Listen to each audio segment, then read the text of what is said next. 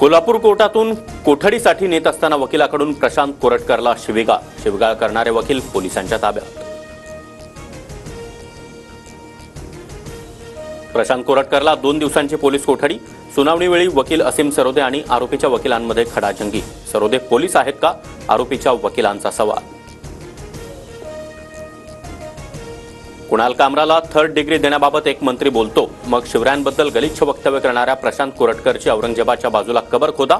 काँग्रेस नेते विजय वडेट्टीवार आक्रमक। दिशा सालियान आर्थिक बाबींमुळे अडचणीत होती। वडिलांच्या अफेअरमुळे संबंधिताला पैसा देऊन ती थकली आणि यामुळेच दिशाची आत्महत्या। मालवणी पोलिसांच्या क्लोजर रिपोर्टमध्ये नमूद।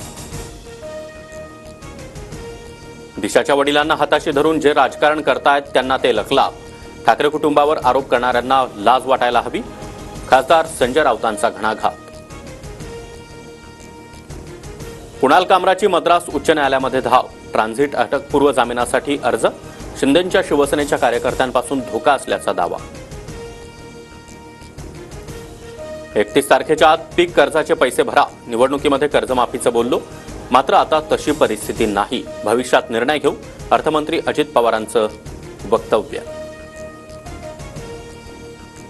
जळगावच्या सराफा बाजारामध्ये सोनं आणि चांदीच्या दरामध्ये मोठी उसळी। सोन्याच्या दरामध्ये एका दिवसात 1300 रुपयांची वाढ, तर सोनं प्रतितोळा 92,000वर आणि चांदी प्रति किलो 1,05,000 रुपयांवर। महाराष्ट्राची लोकप्रिय वृत्तवाहिनी आता फ्री डिशवर। 1 एप्रिलपासून TV9 मराठी DD फ्री डिशवर पाहता येणार।